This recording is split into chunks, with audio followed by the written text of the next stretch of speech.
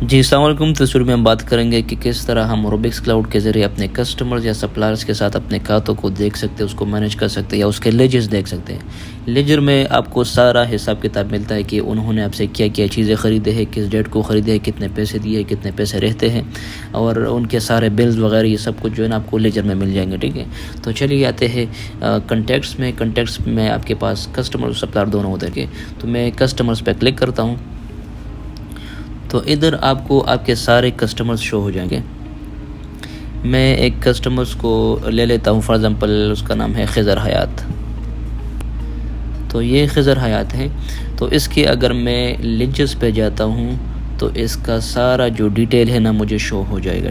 ادھر جو ہے نا اس کا نام ہوتا ہے, اس کا ایڈریس اور فون نمبر وغیرہ سب کچھ آپ کو شو ہو جائے گا. ادھر ان کے پاس آپ کا ٹوٹل کھاتا ہوتا ہے, کہ ٹوٹل جو اکاؤنٹ سمری ہوتی ہے وہ ادھر ہوتا ہے.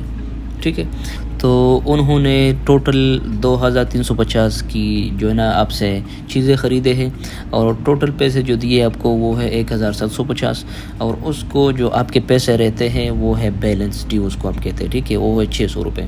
تو 600 روپے آپ کے اس کسٹمرز کو رہتے ہیں, خضر حیات کو رہتے ہیں. ٹھیک ہے, یہاں پر آپ کو ساری ایکٹیویٹیز مل جائیں گے کہ کس ڈیٹ کو کیا ہوا تھا.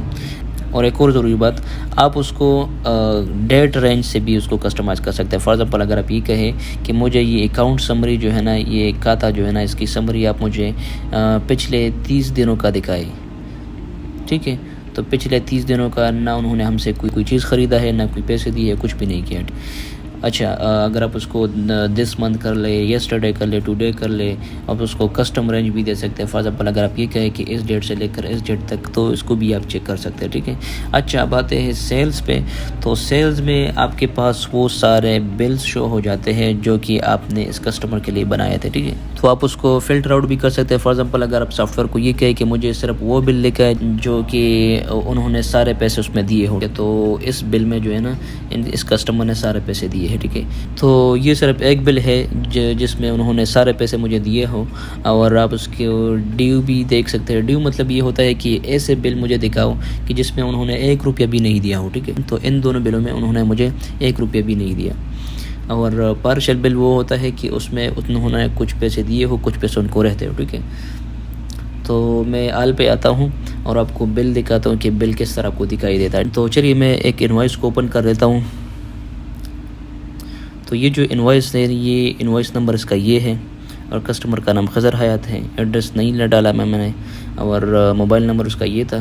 اور یہ انوائس جو ہے نا یہ 6/1/2023 کو بنا ہوا تھا. ٹھیک ہے, اور اس انوائس میں انہوں نے ہم سے صرف ایک چیز خریدا تھا, اور ایک پیس تھا, اور اس کا جو یونٹ پرائس تھا وہ یہ تھا, اور اس نے ہمیں مطلب یہ سارے پیسے دیے تھے. ٹھیک ہے, تو اس طرح. اور یہ بل کس نے جنریٹ کیا تھا, یہ بل کس نے بنایا تھا اس کسٹمر کے لیے, تو یہ ہے مسٹر مسعود شاہ.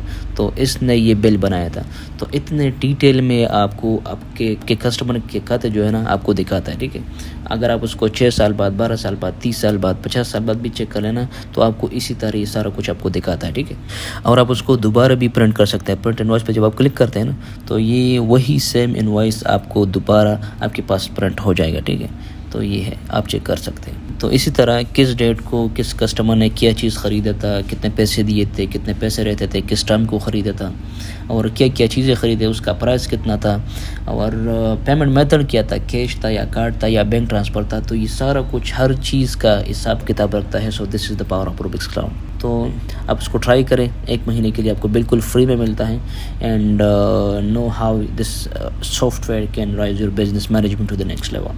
اوکے جی, wish you all the best. السلام علیکم.